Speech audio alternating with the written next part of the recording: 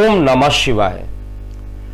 Covid की रफ्तार जिस तरीके से बढ़ रही है, एक चिंता का विषय जरूर है। और यहाँ पर सोशल डिस्टेंसिंग की जो बात की जा रही थी उसको जरूर फॉलो करना चाहिए सभी को।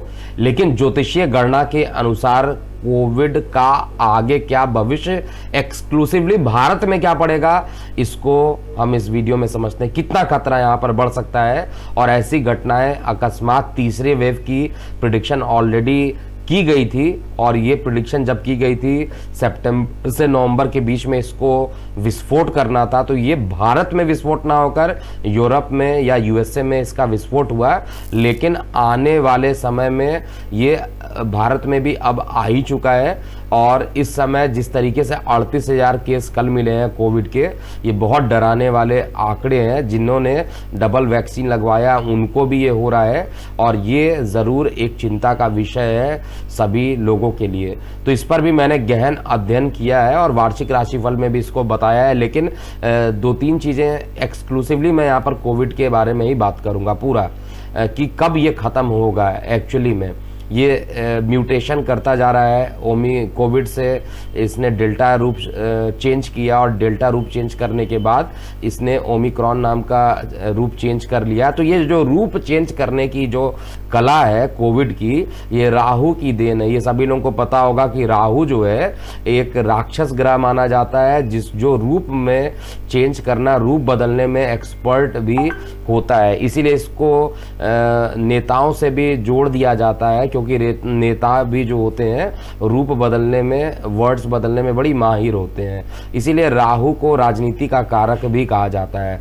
राहु अपने उच्च राशि वृष में ऑलरेडी उपस्थिति बना रखे हैं, जो कि सितंबर 2019 में इनका 2020 में राशि परिवर्तन हुआ था और 2022 में अक्टूबर के ये अप्रैल का जो महीना आ रहा है, इसमें 12 अप्रैल को राहु केतु का राशि परिवर्तन होगा। इस पर भी प्रत्येक लगन पर क्या होगा वीडियो ऑलरेडी कल पोस्ट कर दिया गया था। जिन्होंने नहीं किया है वो डिस्क्रिप्शन लिंक में इसका लिंक मिल जाएगा, आप वहां से भी चेक कर सकते हैं।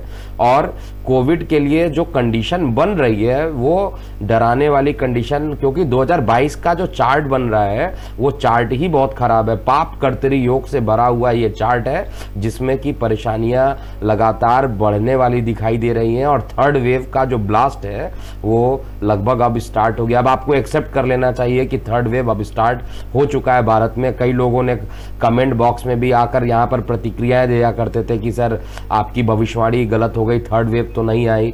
उनको थर्ड वेव का मतलब वो वेव चाहिए था जिसमें 50,000, 10 या 5 लाख केसेस एक दिन में, उसको वो थर्ड वेव मानते हैं। लेकिन एक्चुअली में ये स्टार्टिंग तो हो चुका था, भले ही ये वेस्टर्न कंट्रीज में हुआ हो, लेकिन भारत में भी इसका असर एक मंथ के बाद आया। क्योंकि ज्योतिष में एग्जैक्ट कैलकुलेशन, एग्जैक्ट डेट बताना बहुत मुश्किल होता है, लेकिन आसपास भी 1 आध महीने का वेरिएशन होता है, तो उस पर एक्सेप्ट करना चाहिए कि प्रेडिक्शन सही हुआ। तो यहाँ पर तीसरी लहर को लेकर प्रेडिक्शन जो की गई थी वो सत्य हुई है। लेकिन यहाँ पर अब सावधानी बरतने वाली बात क्या है और ज्योतिष क्या कह रहा है इस समय, एस्ट्रोलॉजी क्या कह रहा है, इसको बहुत आराम से समझिएगा। देखिए, मैं अपने इस चैनल के माध्यम से बता दूं कि जनवरी फरवरी का जो मंथ रहेगा वो भारत की लगन कुंडली से, जो भारत का लग्नेश शुक्र है वो लगन से अष्टम में रहेगा। और लगन से अष्टम में रहने के कारण कई बार हमारे देश में किसी न किसी प्रकार की प्राकृतिक आपदाओं का आना और साथ में कोविड भी जो महामारी है ये इसका बढ़ना ये लगातार चलता रहेगा। लेकिन मार्च में, अप्रैल में, 12 अप्रैल के बाद जब राहु का राशि परिवर्तन होगा और राहु भारत की लगन कुंडली के रिस्पेक्ट में द्वादश और छठे घर में जाएंगे, तब जाकर एक अच्छा परिणाम आपको देखने को यहाँ पर मिलेगा। और मुझे उम्मीद है कि ये राशि परिवर्तन जो रहेगा, अभी कोविड के केस बहुत ज़्यादा ना बढ़े। बच्चों को संभाल के रखिए, मैं बार बार बोल रहा हूँ, क्योंकि बच्चे वैक्सीनेटेड नहीं है। जो वैक्सीनेटेड है उन पर असर हो सकता है कि थोड़ा कम रहे, कोविड पॉजिटिव होने के बाद भी हो सकता है वो सही हो जाए, लेकिन बच्चों पर विशेष रूप से ध्यान दीजिए। मैं बार बार बोल रहा हूं क्योंकि कैलकुलेशन करने पर यही निकल रहा है कि बच्चों पर सबसे ज्यादा इसका बुरा प्रभाव होगा। मैं पहले भी वीडियो में बोल रहा था और आज भी इस चीज को रिपीट कर रहा हूं कि बच्चों पर सावधानी आप बरतिए।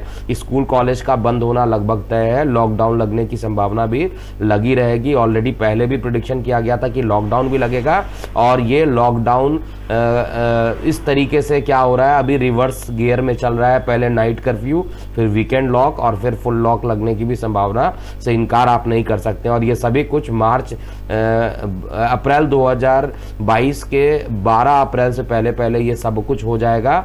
और 12 अप्रैल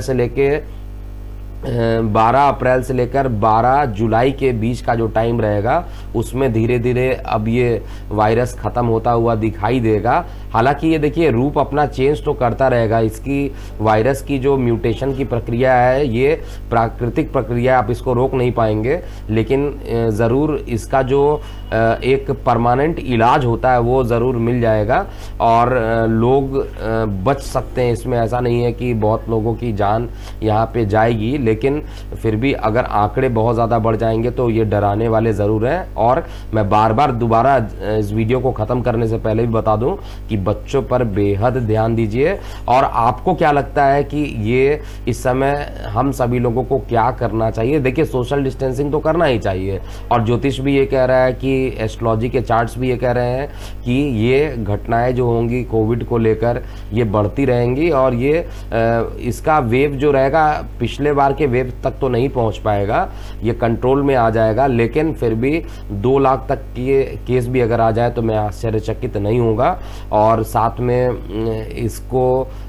इसका जो प्रभाव रहेगा, इसको अपने आप को सबसे पहले तो आइसोलेट करना बहुत ज़्यादा ज़रूरी है। इसीलिए मैंने ट्रैवलिंग का जो अपना कार्यक्रम था वो अभी कुछ दिनों के लिए टाल दिया है फ़िलहाल। और जिनको भी मुझसे कंसल्टेशन लेना है और वो जूम के माध्यम से ले सकते हैं, गूगल मीट के माध्यम से ले सकते हैं, यानी डिजिटल माध्यम से आप मेरे से कंसल्टेशन ले सकते हैं। लेकिन पर्सनल कंसल्टेशन पूरे तरीके से जब तक ये कोविड की लहर थर्ड वेव ख़त्म नहीं हो जाती तब तक इसको बंद करके रखा गया है। आप अपने प्रश्न प्रतिक्रियाएं कमेंट बॉक्स में ज़रूर लिखिएगा। अभी के लिए इतना ही। ओम नमः शिवाय।